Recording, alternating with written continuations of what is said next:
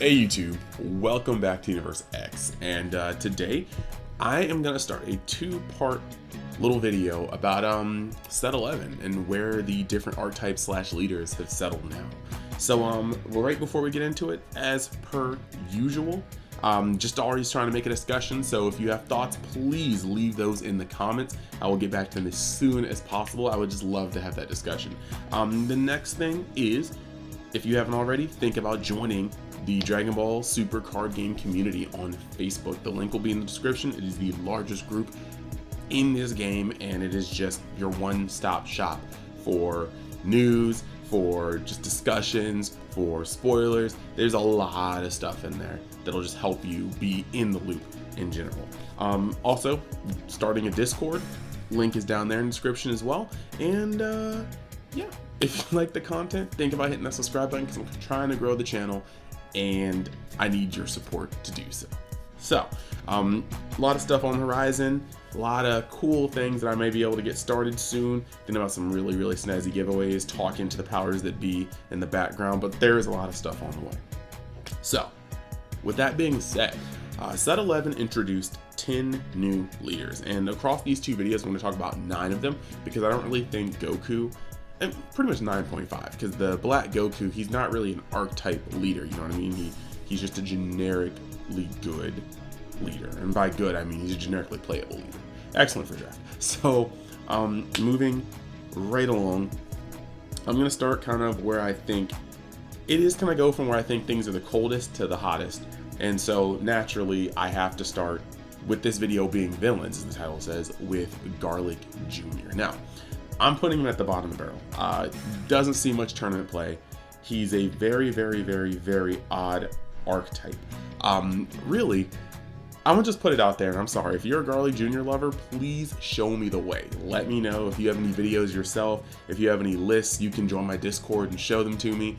But I put Garlic Jr. at the bottom of the barrel. He doesn't do a single threatening thing until at minimum turn 3. So that's a lot of space for decks like Dark Broly, Broly BR, Gotenks from set 11 to operate, Vejanks if it's still running around. There's a lot of space. Majin Vegeta, the aggro version, it might kill you by the time. There's a lot of space for these decks to just completely have free reign, while Garlic Jr. as an archetype doesn't do anything. Now, its boss card, the Garlic Jr. SR, which is an absolutely amazing card. Don't get me wrong. Now, that card has a lot of power on a stick. However, it doesn't come out until minimum turn 3, and it doesn't win you the game when it comes out. It starts to get everything on the line. And that's a lot to ask for a card that is your boss card and doesn't come out until turn 3, only if you paid 3 energy to play Garlic and then awaken to untap and then played your SR on top of it. Now, if you were forced to awaken, which lots of the decks can pressure you to do, you have to wait until turn 4 to play Garlic Jr., and that's an even bigger issue. So yeah, the deck doesn't really do anything until turn 3, maybe turn 4, and then on top of that, once you're awakened, you can drop a 2-drop with its skills negated when you're attacked, only once per turn. And this is kind of weird because none of these guys have barrier really. So you were able to be smoked off the field. You can swing at them, they can drop a card, and you can in Dark Broly just warp it with Demigra or your 6-drop. You can in Gotenks get it off the board as well, just by playing a Reaper after you get your attacks, especially if you had attacks going to the next turn. And these cards do have Servant, so when they untap, they can swing for 20k, maybe 25k, but they have to get there first. The deck just feels incredibly slow, and yellow is not the defensive powerhouse it once was. So there's just a lot of room for your opponent to freely Dougie on you, and then just proceed to just do their thing. So yeah, I put that at the bottom of the barrel, unfortunately. Just don't really see it doing anything. Even if we get good promos, I'm not seeing that it can do. We need stuff that happens between turn 1 and 3, and sorry. Like I said, if you can change my mind, please change my mind. Then we've got next on the list, Majin Vegeta and Babidi. I know lots of people do kind of have this as a favorite. Vegeta lovers everywhere. But it's a solid, I think, 1.5. Tier 1.5. The pros on it is that as a leader, it has one of the most aggressive effects on its front and back that a leader's ever seen. And the fact that this aggression comes with a draw 2 off of your leader, it's crazy. It doesn't even matter that you can only do it so many times because it's based off of your life. You only need to resolve that effect 3 times to have gained 6 cards, like a whole nother opening hand. So this leader is definitely one of the most crazy leaders in terms of advantage. It's just absolutely wild. I do like the fact that with the same leader, you can play an aggressive deck where the deck is complete streamlined beatdown, but the leader adds right into that with his own double strike and his ability to draw 2 per turn, allowing you to see cards. In fact, the turn he awakens, if you swung that turn, you're gonna see 4 extra cards a turn. So that's actually really crazy. But he can also play in a mid-range deck where while you're setting up, your leader is the main form of aggression, but he also builds your hand so that turn 3 you start playing your Broly, your Dark Broly Unison, and you start kind of turning the corner from there and making a very, very aggressive hand destruction, field destruction type deck. So I do like that he can be played on multiple fronts. That's awesome. Now the 2 decks though, both have their heals as well as their strengths.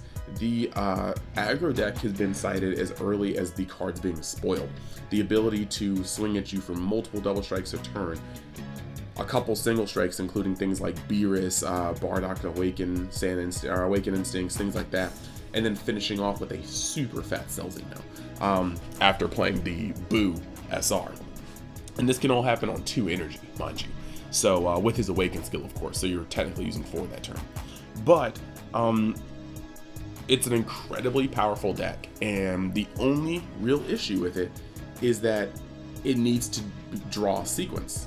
Like, you can have a Beerus sitting in hand and draw Awaken Instincts and the over on Bardock and just never see him, and then your Beerus never gets on the field the way you wanted it to. You could not see your Celzino and peter out towards the end, even though the deck draws an amazing amount of cards. You could not see, if at the beginning of the game, if you don't see ball and you're just a turn behind, you might as well pack that crap up. Now granted, you should not ever be missing balls. It should be your highest priority mole, but it's just, there are a lot of ways for the deck to not see the cards you want, and that's scary. Now the mid-range, since you start kind of turning the corner on turn 3, it kind of has that issue that Garlic Jr. has, in the sense that there's a lot of time for your opponent to start setting up on you. And that is kind of a deal. And then even once you start getting your stuff online, if your opponent's deck pluses hard enough in hand, your hand control needs to start outpacing draw. And since hand control can hardly ever outpace draw since the days of like Cell, what you need to be doing is hand destruction plus pressure. And that is how those 2 ends, burning the same candle on 2 different ends, will eventually deplete your opponent's hand. I don't think this deck is able to do it because most of its the mid-range deck doesn't really go wide. It has key swings. It has the Majin cards. It has the Unison, this double strike. It has the leader. But those are 3 negates a turn. Maybe you might let one through if you haven't been taking any of your own life. And so a lot of times I don't really think that the deck is going to get to the point it needs to be quick enough. I haven't had much trouble with it myself. So the aggro deck can crap on you from draws. The mid-range deck can sometimes not be fast enough or powerful enough to contend with the tier 1s. So, sorry, I need water. I don't know where this is coming from. Okay, so talking is back on the map. So, in conclusion, I think Broly, I think this deck is still kind of tier 1.5, but I think on its most optimal draws as aggro, it can definitely smoke a tier 1 deck, and it can definitely give a tier 1 deck a lot of trouble and potentially take game on some tier 1 decks if it's the mid-range version. So to the next one, I'm going to go with Baby, and I know there's some people, you know you are. I'm looking directly at the camera because if you see this video, or if we talk about this video, you're probably gonna dispute. I think Baby is extremely close to being tier 1, but I think it's tier 1.5. It's the apex of control. Literally, almost every battle card in the deck is a counter card. and that's actually wonderful. It has things for countering plays, countering attacks. It has a bunch of those. It has one drop, essentially counters for countering other one drops, so you can stop your opponent's startups.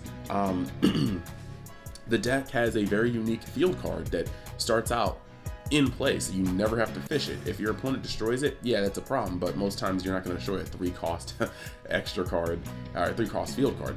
But basically what this card does is as long as your leader is mono blue and your energy is blue, it's going to decrease your counter cards that are mono blue by 1 cost. So it makes these 2-drop counter cards into 1-drops, these 3-drops into 2-drops, and this is a huge factor. It doesn't take away from specified cost, but that doesn't even matter. It turns down the curve of the deck in a way that only this leader can, and that's pretty excellent. So yeah, all your cards are counters, and there's an answer for pretty much any play your opponent can play if it doesn't have deflect or if it isn't in unison. So that's pretty cool. Now, the other thing that it has is it already has access, being blue, it has access to the blue control cards that were already in the format. This deck doesn't just have to run Broly cards. You can still run God Sealing. You can still run Prospect. I mean, Prospect is a monstrous card. The deck allows you to do entirely too much, and when it comes to counterplay, and so it is kind of a gatekeeper in that format. There are certain cards where if your deck isn't playing multiple cards per turn, Baby will never lose, because Baby will negate your 1 card, look at you straight in the face, and ask if you're done. And if your answer is yes, Baby will never run out of options to counter you. So you have to have a lot of cards that go through, like Dark Broly can force through a lot of cards, force them to burn a counterplay, force them to burn a counter attack or a counter attack, and then maybe still force them to burn another card. Maybe still get an attack through and force them to combo, which is the point I'm going to get through later. Red Broly can do so much on turn 2 that they can really only negate a couple of things without running out of energy, and then Broly, optimally, they might be able to, but then Broly can keep swinging and removing cards from their hand and forcing them to start comboing from their hand. So Broly can push through that pretty well too. You got Gotenks, which has deflect, so you skip straight through the counterplay window and start forcing them to use counter attacks. You start forcing them to maybe combo out of their hand, because Reaper has deflect but also dual attack. So there's ways to get through it, but you can't be playing one card a turn and expect that to work.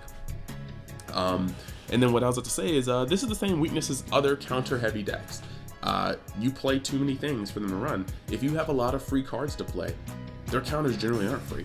So once you start playing more than 2 cards a turn, they start having to, if they're all threats, your opponent starts having to use energy and cards in hand to counter them. Eventually you will bottom them out. Then you have got the fact that their counters are also their combo powers. So every time you force them to combo, if it's not a super combo, generally they're going to be losing outs to your next turn or your next play by combo. And so that's pretty strong. Now the deck has a lot of floating draw, like cards that draw after you use them, replacing themselves, like Revenge Big Bang Attack, But the deck doesn't necessarily have a lot of plussing draw, cards that'll draw you 2 just for playing them, cards that'll plus you more than just the normal. Now Baby Unison will get you an extra card a turn, so do not sleep on that card. If it comes on the field and you can get rid of it, please try to get rid of it. But just because of the nature of the deck, unless they're tapped out, which they should not be, that's a terrible move, or they have Sparking D-Magic in hand, you're probably not getting Baby off the field unless you're playing green, because green has a lot of anti-unison effect. So that being said, the deck, it can get bottomed out from hand. Not easily, I'm not going to say easily, but with your deck is the right setup, yes. Now, again, with Gotenks, because a lot of the deck's monsters cards have deflect, Reaper, the 5-drop, as well as Celzino, this deck has a tough time dealing with those cards, and those cards will be able to slip under the radar and start forcing attack negation, and then eventually forcing combos out of the hand. So that is going to be a tough matchup for the deck if you are considering playing it. Now, as its conclusion, like I said, I can't quite place it in 1.5, not really, but I can't quite place it in 1. It has matchups that are going to make it feel like it's 1 or tier 0.5 clearly, or tier 1.5 clearly, but I do think that the deck is a solid deck, and if you love control, you should love this deck. Now, It has the most disruption out of this entire game. Card set after card set, like set after set, this has the most disruption of any game. And with cards like Baby 8 Great Avenger or Golden Avenger, it's going to be able to put closing power on game. I just don't think it's bad enough to be called tier 1.5, but I don't think it's good enough to be called tier 1. Next one in the villains lineup, we've got Dark Broly. Now, very, very interesting. Dark Broly introduced a slew of 30k battle cards for almost free. It's a graveyard resource, you're not paying energy for it. So these guys are able to just come through and punch hard. Turns 1 and 2, they are uncontested for getting damage through. So that's why none of them have crit or double straight. Turn 3 and up, you know, your opponent is going to have a hard time comboing. They're going to need to use super combos and cards to combo out of your swings. So half the time they either let it through or they negate if it's crucial enough. And because this deck is notorious for running Champa for making 40k double strikes, yeah, sometimes these guys are going to get negated because you can't just swing like that. Now the other parts about it though, it's able to have a unique playstyle of using your graveyard to put your cards down and free overwhelms to leave your energy up for either Champas, auxiliary plays that usually cost about 1 energy, or counters for your next turn. So it has a very interesting way of keeping its energy up. That being said, between the 3 Broly cards and some of the cards that you add into the deck, such as the new Draft Box Demigra or the Bardock, you know, Combat Instincts, this deck actually has a toolbox for being able to attack your field through warp removal, your hand and drop through hand and drop to warp removal, as well as your hand from Bardock, as well as your field and hand from Demigra. So the deck has a really weird way of incrementally negging your opponent. It's got spot removal, it's got hand destruction, even if your opponent chooses. But that's the thing, just like the deck I'm about to talk about next, your opponent choosing their worst card to drop, but then having to use some of their better cards to negate or combo out of your lethal swings is a huge point.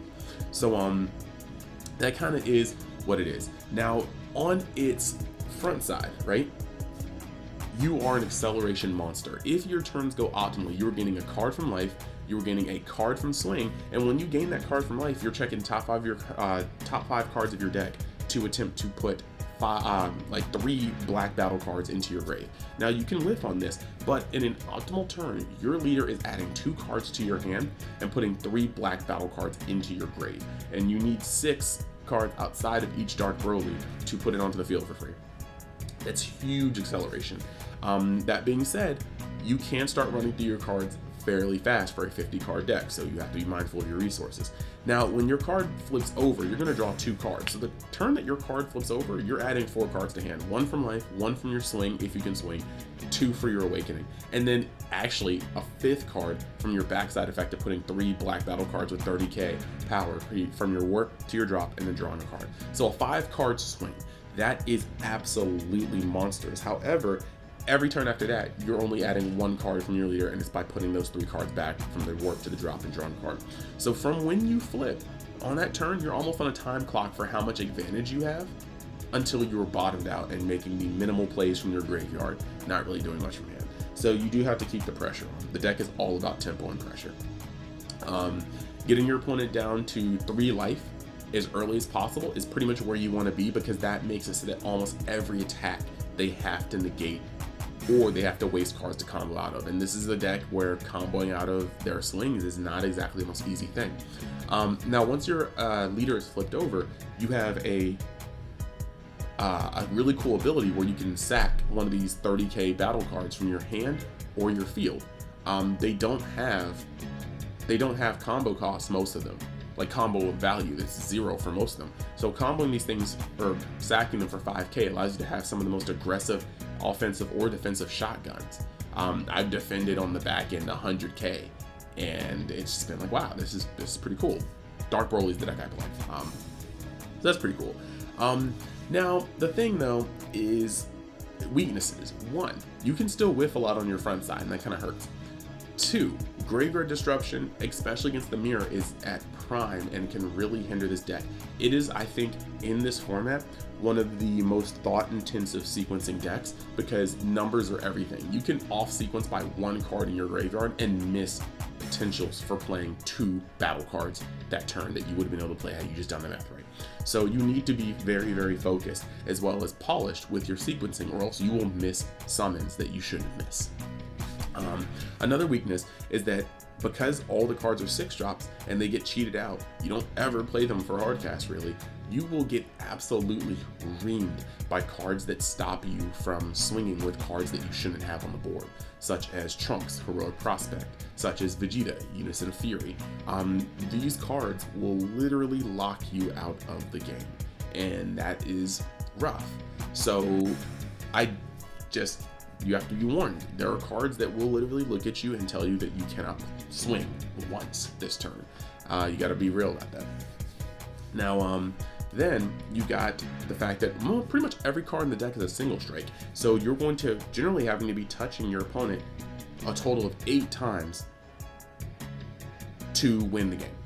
You have to connect 8 times. Now, Champa can work with this, but you still have to hit 8 times, and because of this, you're giving your opponent a card pretty much every time you swing. You're not really closing out the game. That's why Champa is so necessary, pushing your opponent from 5 to 3, pushing your opponent from 2 to 0, because otherwise you're going to end up quite often not being able to close out games. They'll hold on to a certain amount of life for a long time. Now, this kind of also makes cards that stops your times attacking really rough. Nimbus, Violent Rays, Dormant, Baby Hatch closing out turn hurts anybody, but it's just in a deck where you need to be able to go swing multiple times to close it. There's a lot of cards in the game that will stop you.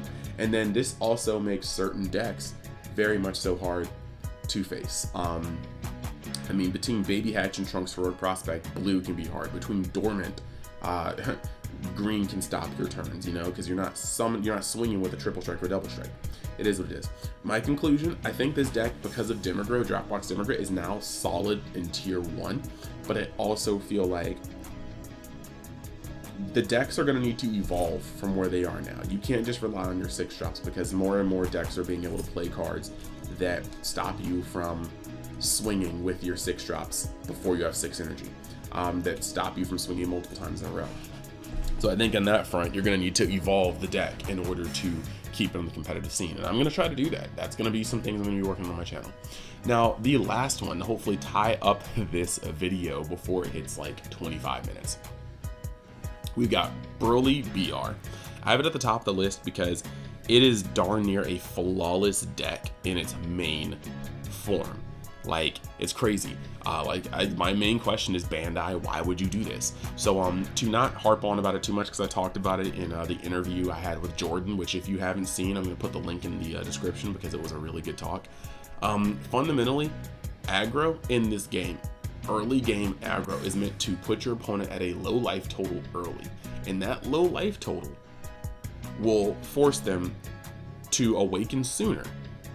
But it'll also force them to start having to choose, like, you give your opponent cards if you're not swinging with crit, but those cards may have to be used to defend themselves. So it's a very odd position. You awaken your opponent far earlier than they were supposed to be awakened. However, you have the chance of beating those cards out of their hand and then pushing them into the graveyard. So in that sense, early game aggro is its own form of hand control, because giving your opponent cards is not kosher, but your opponent having to use those cards to stay alive is also not kosher on very little energy. So if they negate once or twice and he doesn't untap an energy, they're generally going to have to start comboing. Now, this deck is a swap deck, and it has hand destruction built into it. Therein lies the problem. You are getting to a point where you are swinging.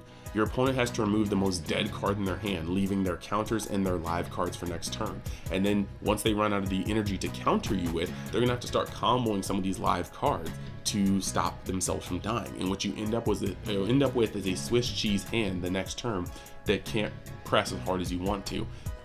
And you know they're going to do it again, worse, the following turn.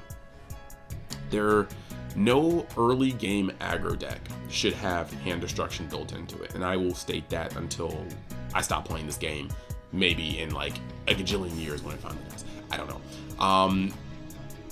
this is bad card design. There shouldn't be a deck like this in the format. That being said, let's move on to its pluses. It's got excellent search.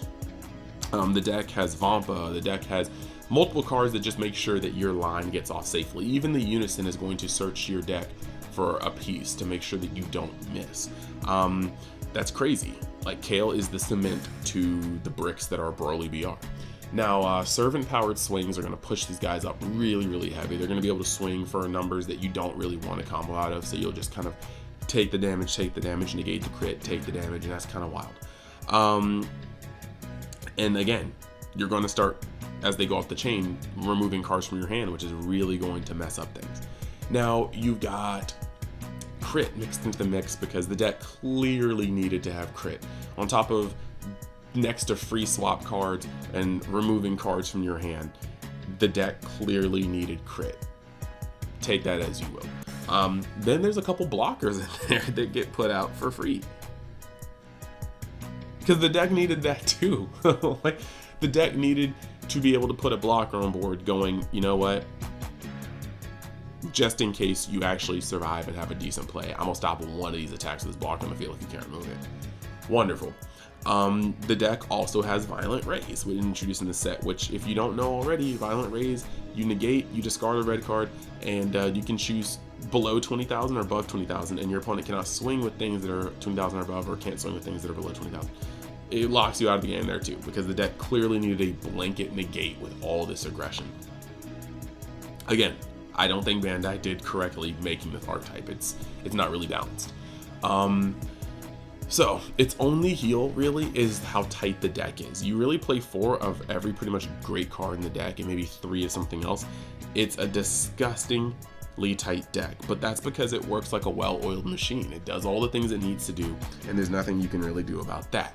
Now, it's just, it's kind of crazy, but that being said, being that tight, it doesn't really have good side opportunities.